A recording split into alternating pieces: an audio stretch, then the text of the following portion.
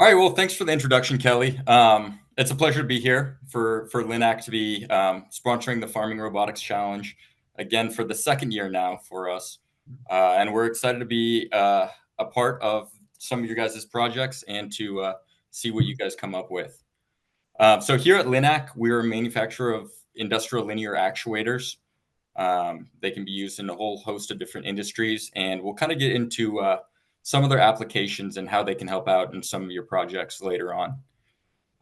My name's Casey. I work as a sales engineer alongside Eric, and we're going to be available throughout the competition to help out with any technical problems that come up or just logistics involved with getting you guys your actuators. So before we get into the technical details, I just want to give you guys a brief overview of LINAC, kind of who we are and what we do. So LINAC was actually it's a family company, and it was started out in Denmark, which is where we have our global headquarters. Now, since its beginning, we've started to expand throughout the rest of the world, and we currently have 6 factories, one of which is here in the US.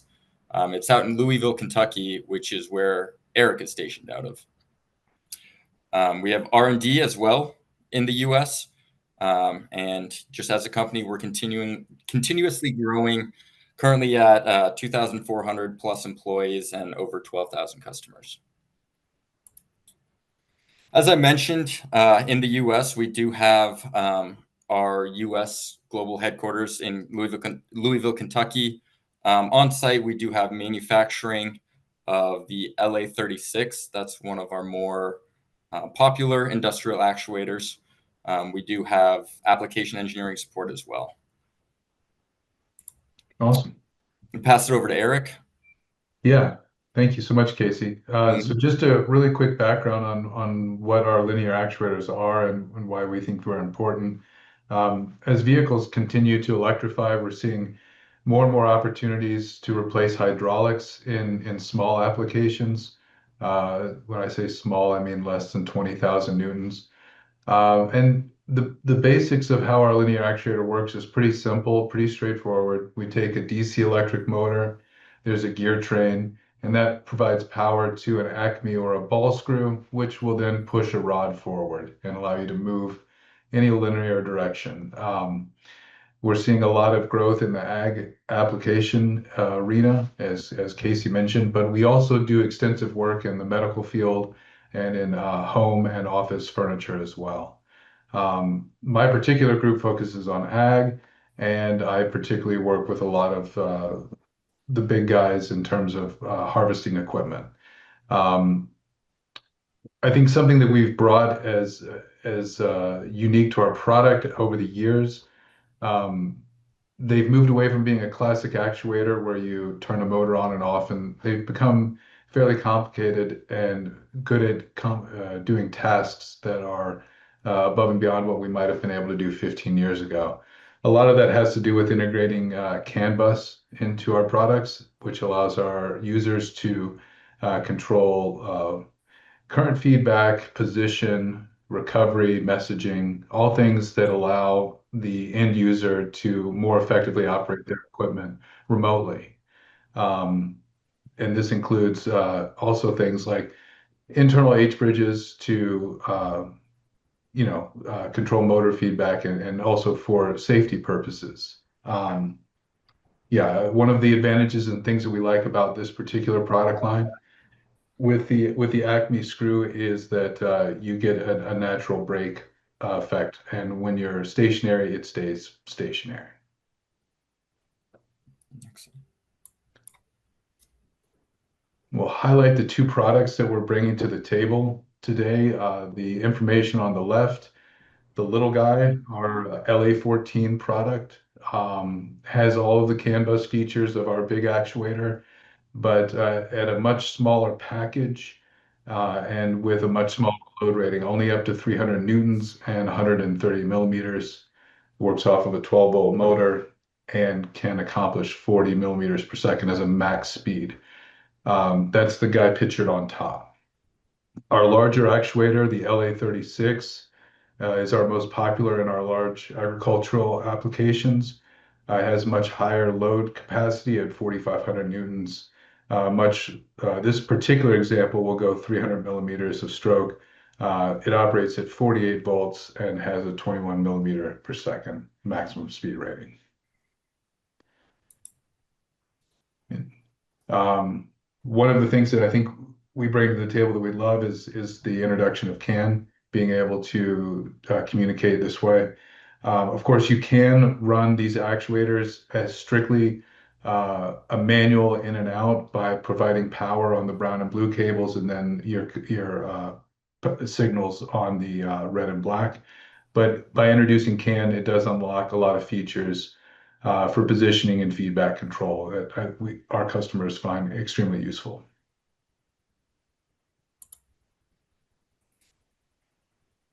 Some of the things that you're going to get from us, obviously, data sheets, step files.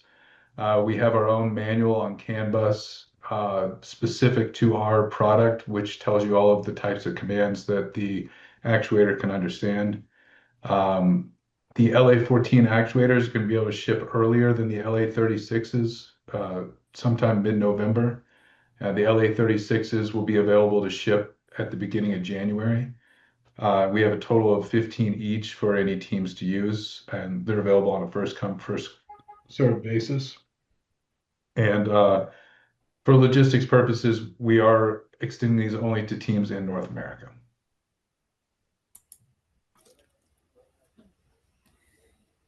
Really quick example. I'm sure you can tell by the color which customer this is, but this is basically a green tube unloading spout application, something we typically see great value for our product, right? This sits 20, 30 feet from the operator, 30 feet up in the air, not exactly the kind of place you want to get to when you're in the middle of a field.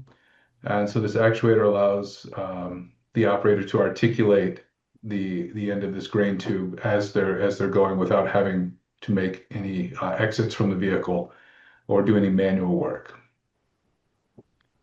And the next slide, what we're looking at, it's a little harder to see, but in the middle, that's our LA14 sitting horizontal fertilizer spreader application. It allows, again, for safety purposes, much easier to push a button and have the actuator do the dangerous work of adjusting position and gate openings around moving equipment.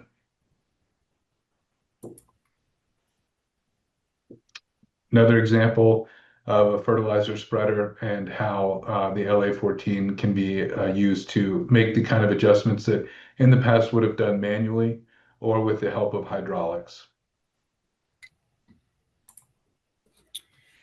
I also listed some other examples of usage for our actuators, and these are actually taken from the competition last year. So because these actuators work on the CAN platform, they're pretty easy to integrate with the rest of the Amiga platform.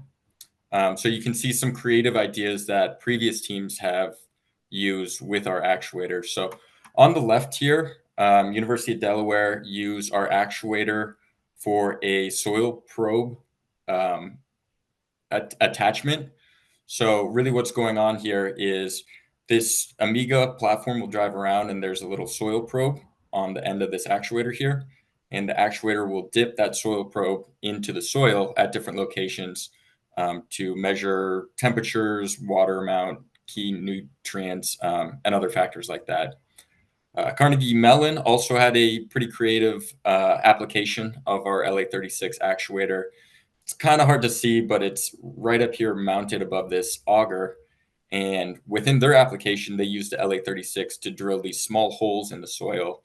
And they used a cobot arm to grab small trees to plant in those holes that were drilled by the LA36. So just a couple ideas to kind of get your minds running and different ways to integrate our product into different projects. And we wanted to list our contact information for all the participants in this competition. You can feel free to reach out to us with any questions. We're always happy to help out with logistic details or any technical details that might come up. I think that's all we have. Can I ask you guys a few questions? Yeah, sure. Please Absolutely. do. So I'm a team. I'm interested. Is there a single person I reach out to, or either one of you? What's the process? Yeah, I think it would be best to email myself at cmunch@linac-us.com, or you can Okay. give me a call. You can also CC Eric as well, just so Yeah. that we both get the email. And we should be able to walk you through kind of the ordering process and how you get your actuators. That's really great. I think it's really generous offer. So essentially, it sounds like you have 30 units that you're making an in-kind donation to the team so they can use in their projects. And I'll just add that both of the teams that you showed on the previous slide were winners last year. So that's kind of cool. They were, Um, yeah. yeah. Really exciting to see. The only other thing I would share, if anybody else doesn't have questions, we have posted up uh, the Linac resources on our website. So I'm going to go ahead and share my screen real quick to show you guys where that is at. So if you want to navigate there, let's see.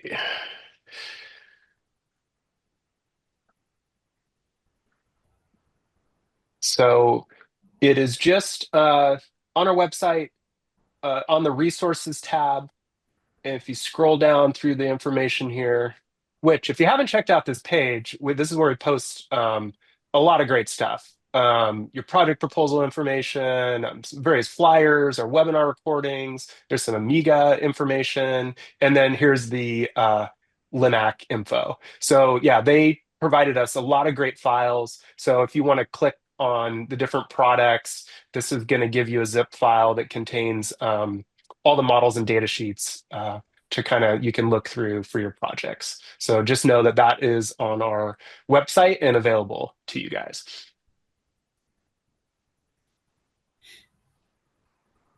All right. Do you guys have any closing comments, or is that pretty much it from Linac? That's all we've got. Thank you for your time. Yeah, Okay. No, thank you for joining. Yeah. our pleasure. Oh, here's one question before you hop off. Can you repeat Yeah, no problem. information about the stroke length? Yeah, our larger actuator, I believe, is 300 millimeters, and the smaller actuator, Casey, is it 30 or 130, 130? 130, I believe. Yeah. And again, this will all be in the technical documentation that's located on the website. It will go through the specs of the actuator. So if you have any questions about any of those technical specs, that's a good place to look for them. Okay, the follow-up question is how fast can we adjust the position of the actuator? Yeah. Meaning, So go ahead, Casey. yeah, I have the numbers up here. So the LA36, that's the larger actuator, and that's going to have a speed of 21 millimeters per second, so almost an inch per second. The LA14 is actually going to be a little bit quicker at 40 millimeters per second. Right.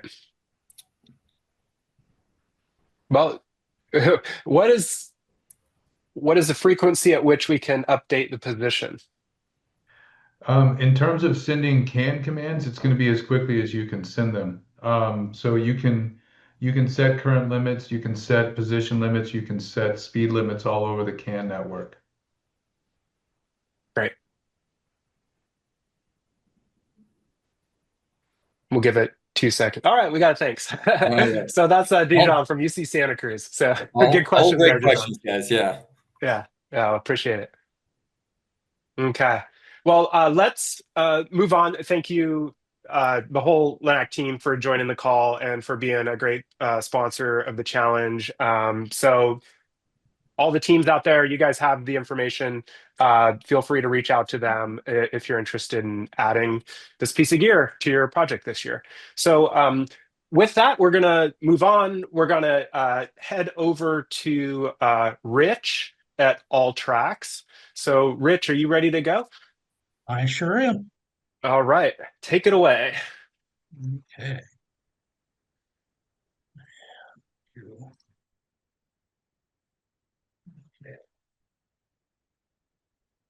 That's showing up pretty good. Looks great. Okay. I want to thank Kelly and Linac for for putting this on. This is our first time working with the FRC on this. Only found out about it a few weeks ago, and we decided this would be something that we would like to get involved in. My name is Richard. I'm the director of sales here at Alltrax. And for anybody who doesn't know, a motor controller is basically a dimmer switch and an amplifier put together to make a motor run. And a little bit about Alltrax. We were founded in 2001 here in Southern Oregon. It's a family-owned business. The owner is Damon Crockett. We started off doing motor controllers for golf cars because there was a need for performance upgrades, and there wasn't anything in the market. And that's where we really cut our teeth on motor controllers. Like I said, we started off in golf cars and have moved into all sorts of other industries, which we'll kind of just touch here real quick. Over the last 25 years, we've built over 250,000 controllers. We sell into about 24 different countries, and currently we have about 17 active OEMs that we sell our controllers into in different applications. We've got go-karts, we've got hydraulics, golf cars, all sorts of just nifty products and industries that our controllers go into. Our goal was to make the best motor controller on the market. Being biased, we think we hit that mark. And we wanted to create a flexible platform that would allow the controller to work on pretty much any application with really little to no modification. You just connect what you want, program it, and then it makes the wheels move. And the other thing that we really wanted to do was have world-class support and quality and prove that a U.S. manufacturer can compete with anybody. And all of our engineering is in-house. We manufacture everything in-house. Our support's in-house. And we all do that from our two facilities here just outside of Grants Pass, Oregon.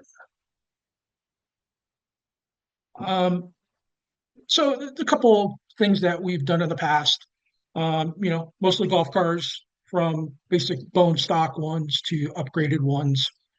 For years and years and years, we were the go-to company for that.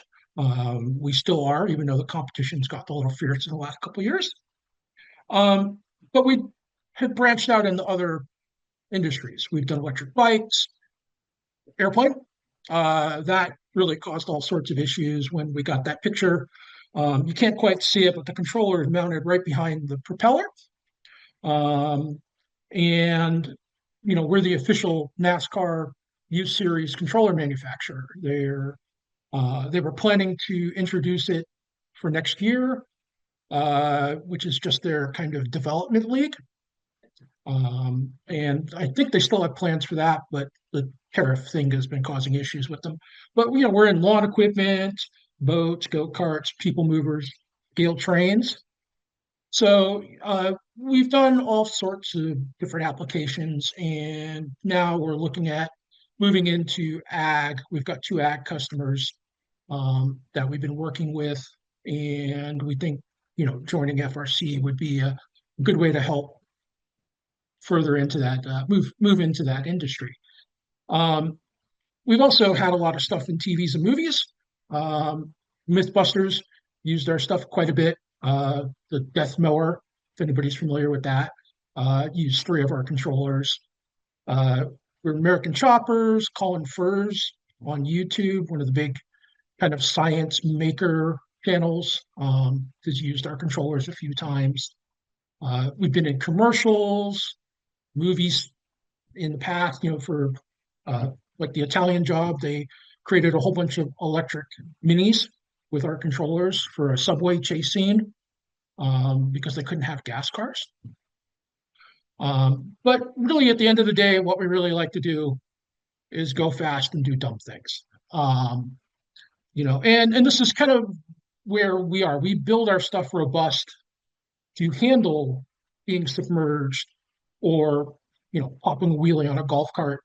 And we really cut our teeth on really extreme environments. I wish I had a picture of it, but the first hybrid electric snowmobile on the big glacier, it's like the Jacobson Glacier in Greenland, where it's typically -40, was one of our controllers. So, we've been all over the place. Now we'll get into what we actually do. So, for this competition, we've got our AC controller, which is a three-phase AC controller that will do induction and PMAC motors. And if a motor is something else you need, we've got some 5.5 and 4.5 kilowatt induction motors. The combination of these two things will, just even one of them will move pretty much anything.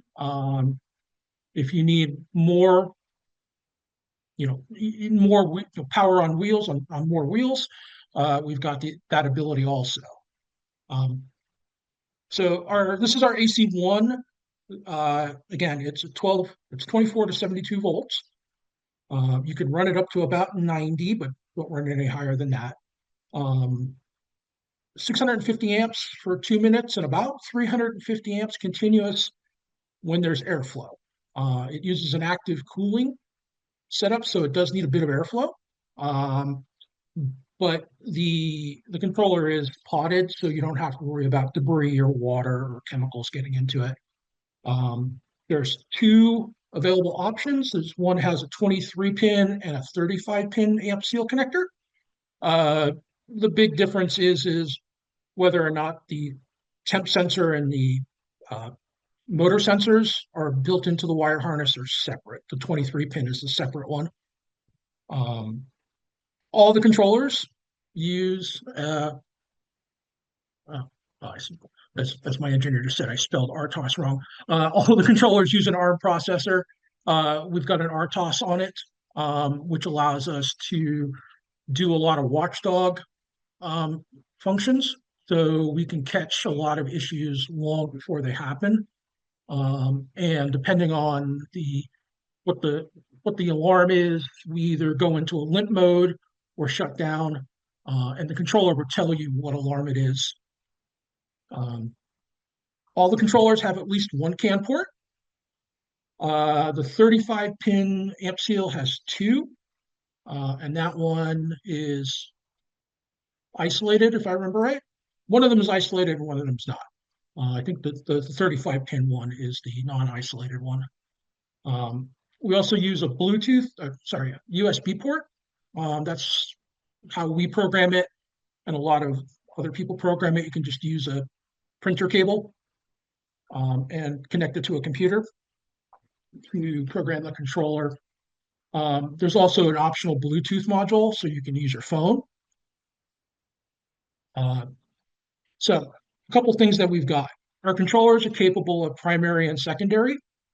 The controllers themselves can do one primary and one secondary, so you can have four-wheel drive, tank steer, so you can have like a motor in the front and a motor in the back, and they can run. They communicate over CAN, and they share torque information, speed information. So you get so you have a really smooth drive on the system. You don't have to worry about the front and the back kind of fighting each other. We've really dialed in that ability for them to work together and operate at the same torque and RPM. If you're using an onboard control board that's handling all the communications, you can then use up to 8 controllers and motors as secondaries, and basically the primary would be your motherboard on your machine. So you can run up to 8 individual wheels or axles, whatever you need to do. All of our components are potted into urethane. So it allows, basically it's waterproof and environmental proof. You could take that sucker and chuck it in a pond as long, if your wires were long enough, and it would run all day long underwater in the nastiest pond. We've done all sorts of torture testing to it, and short of a bullet, really, it's not going to affect what it can do. It'll run underwater, run in ice, hot, dusty, you name it. And the big feature that we really like to push, it's customizable. You can go in and set how you want it to perform, down to pretty much the smallest detail, how you want it to run. And it's got profiles. It's got 3 profile settings on it. So you can have 3 different run modes. So you can have something like it's a little faster going to the field. And then once you're in the field, it clicks over to another profile. Um, the controller operates on CAN. We're in the process of getting J1939 going on it. Right now, we're running our all tracks CAN. So anybody that uses our stuff will provide you with the CAN messages, and then uh, once J1939 is fully implemented, we'll go ahead and just issue a software patch, and then you can use your standard J1939 commands. We've also got motors. Like I said, we've got a 4.5 and a 5.5 kilowatt. It's available with the 56C frame and the 7/8 keyed shaft. So it's anybody who uses something like a Mont Energy motor, same face, same shaft. Um, Max RPM is technically 13,000. If anybody needs to run it more than 10,000 on a farm, you're doing something wrong. But it is capable of out to 10 to 13,000 RPM. The 5.5 kilowatt will do 150 Newton meters at 1,000 RPM. So torque is not an issue with this motor. Again, it's got max 21 horsepower, and we'll do peak 50 kilowatts for about 5 seconds, and then do 4.5 or 5.5 pretty much continuously, S260. So for about 60 minutes, it'll run it at its rating. So you got a lot of runtime with a lot of power. Again, the programming, you can either do it by computer via USB, or you can use your phone and Bluetooth. The program is the same between both of them. So if you use one, you can easily switch to the other with almost no issue, because they're same. Everything's the same. Everything's laid out very similar. So that is what we do.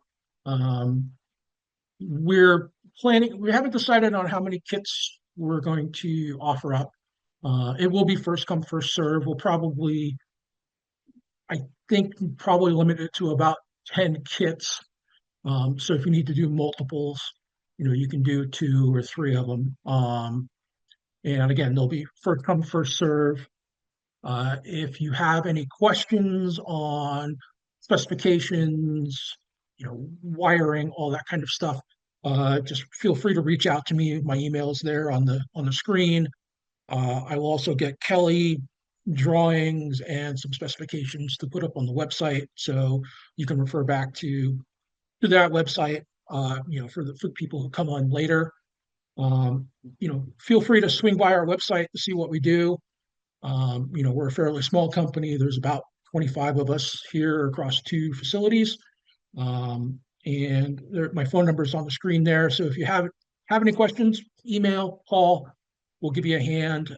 If I can't do it, then our director of engineering he'll tell me the answer, and then I'll relay it to you.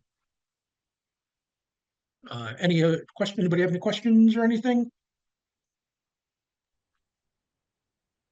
We'll give it a second. I don't see any in the chat just yet, Richard, but Okay. really great presentation. Looks like you guys have some fun on the side. I gotta say, those souped up golf carts. I want to get one of those for my neighborhood. That looks great. Yeah. The one that's popping the wheelie will do 54 miles an hour, 52 miles an hour, Oh my goodness. Yeah, that's wild. and scrape the bumper. Yeah, Yeah. it's kind of silly, but for a high torque application like a ag robot, it really lends itself to um, being there without having to worry about, do I have enough power to make this thing move or move through the dirt. Yeah. Okay. I just see a comment that came up here real quick. Question. Do you have controllers for BLDC motors? Uh, Cody, we probably want to let Cody in, and he can probably answer that question better than I can. So my name is Cody Renner. I'm director of engineering here at Ultrax. So no, we do not actually sport. If you truly mean a BLDC motor, no, we do not. However, in the industry, there's quite a bit of confusion where they consider induction, permanent magnet, and BLDC all as BLDC because they're technically all brushless. We do support the induction and the permanent magnet motors, but not the BLDCs. Or we also do not support the 3 Hall effect sensor outputs for the speed sensor. Cool. Thank you, Cody. We'll see if there's a follow-up. Oh, no, thank you. So, all right. If anyone else has a question, now's the time. Otherwise, you have Richard's contact information there. I'll work with him to get some of the documents up on the website in the same section where you saw the LINAC info and the resources. And I'm curious to see, what the creative minds out there put these cool pieces of gear to work on. So yeah, thank you guys for joining the call today and supporting the competition. Really appreciate you doing this for the teams.